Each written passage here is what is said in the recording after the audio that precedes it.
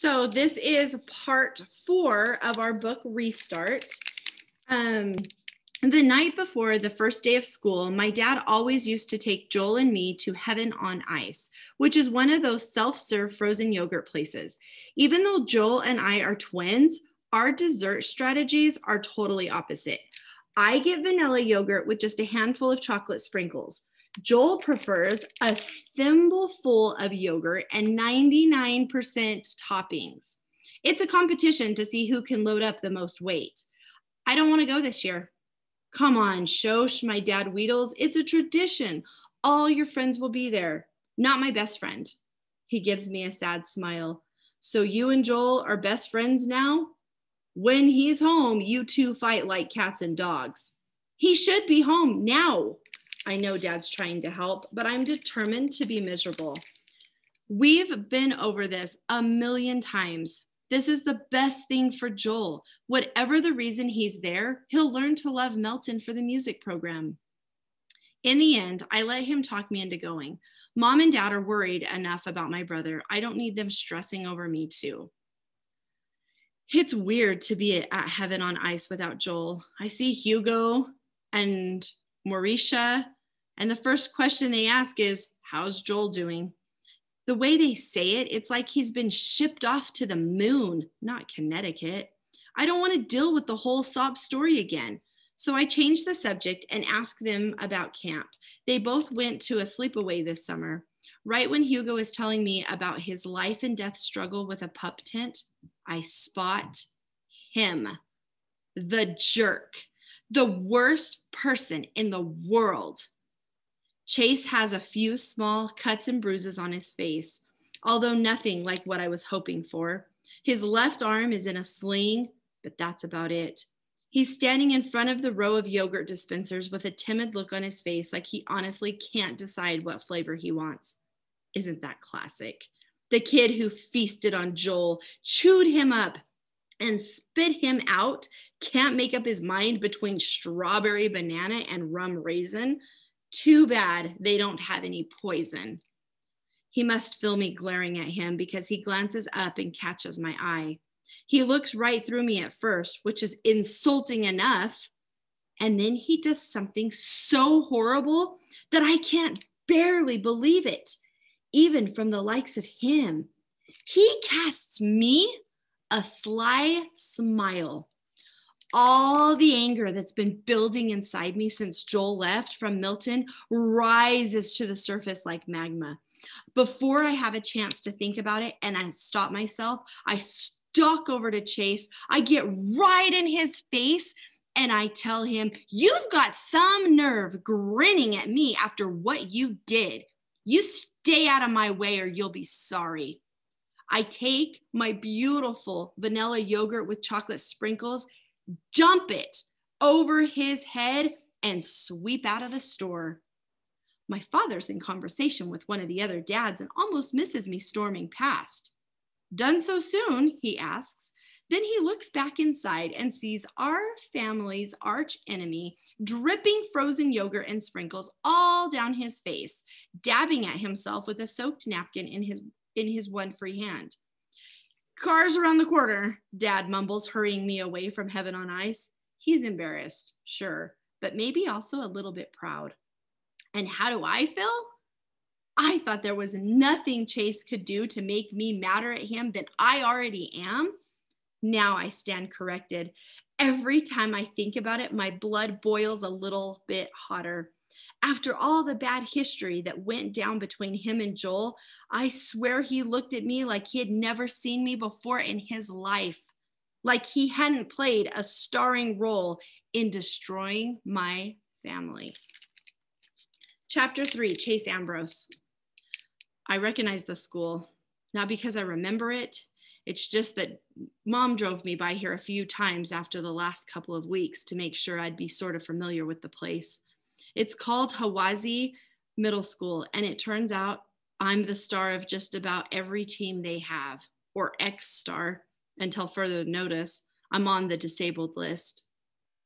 I get this information from my mother on the drive to my first day of 8th grade.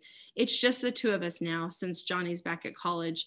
Mom's trying to fill me in on my former life so I won't be caught by surprise, like when that psycho girl dumped frozen yogurt on my head.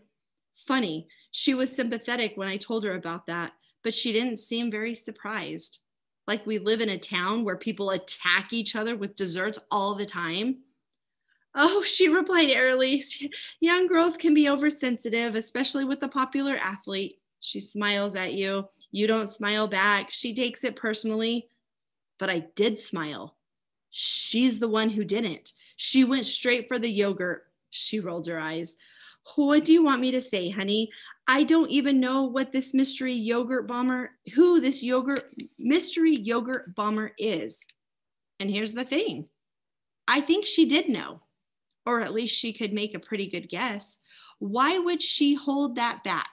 It wasn't like those first days out of the hospital when she was a stranger to me, and I must have seemed plenty unfamiliar to her. Now, as we pull up to the curb in front of the school, she's pumping me up with details like names of friends and teachers I get along with. Yet I can't shake the impression that there's something being left unsaid. But, I prompt, she reddens. But what? I put it to her. Tell me the parts you're leaving out.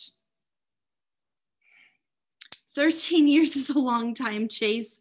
There's no way I can fill all that empty space for you while we're parked at the side of the road on the first day of school. You're going to hear things about yourself, good and bad. That might surprise you. Just keep your cool, okay? Oh, what's that supposed to mean? I asked. She answered. And now I know even less than before. Her face is the color of an overripe tomato. I don't push it. I'll find out soon enough.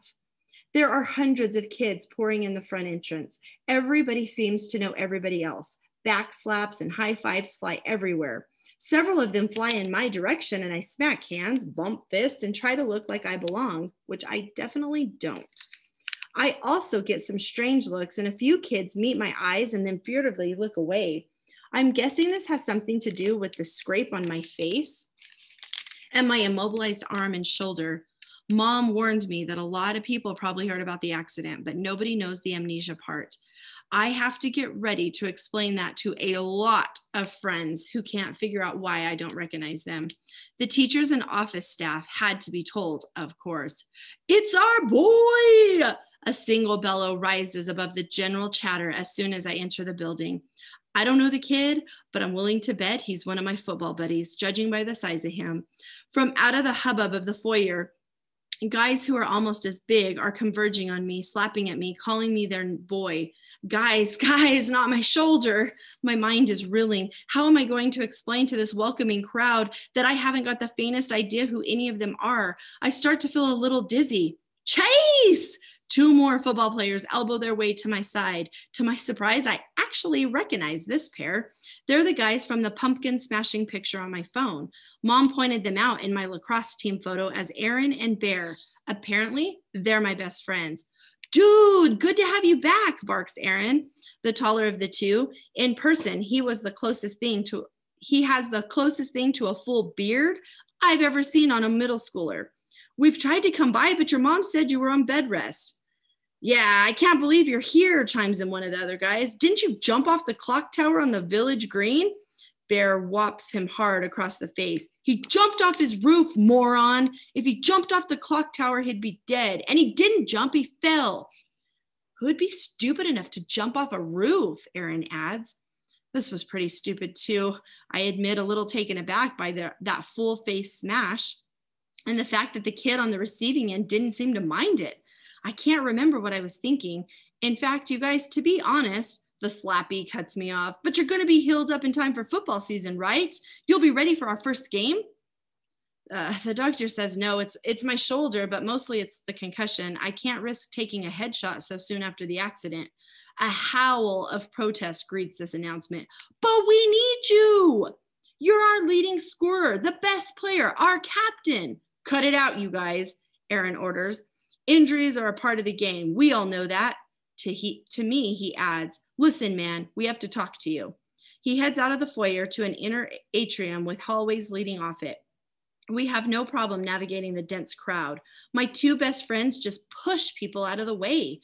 Most kids see the three of us and clear out on their own. They lead me to a bench along the wall. Are these seats taken? I ask a youngish boy, maybe a sixth grader. Before he can answer, Bear rumbles, they are now. The kid scrambles down the hall, propelled by a hefty shove. I sit down with my fellow pumpkin smashers before they can say anything. I burst out with Aaron, Bear. The names are unfamiliar on my tongue, like I've never spoken them before. I've got something to tell you. When I fell off that roof, I got more of a concussion and a sprained shoulder. I got amnesia too. Bear frowns. Amnesia? You mean you forget stuff? I shake my head sadly. Worse, I forgot everything, like my whole life before I fell. I motion around us, the school, these people, all new to me. I wouldn't even know you guys except your pictures are on my phone as it is. I don't remember anything about us. I know we're friends because my mother said so, but everything we did together, that's gone.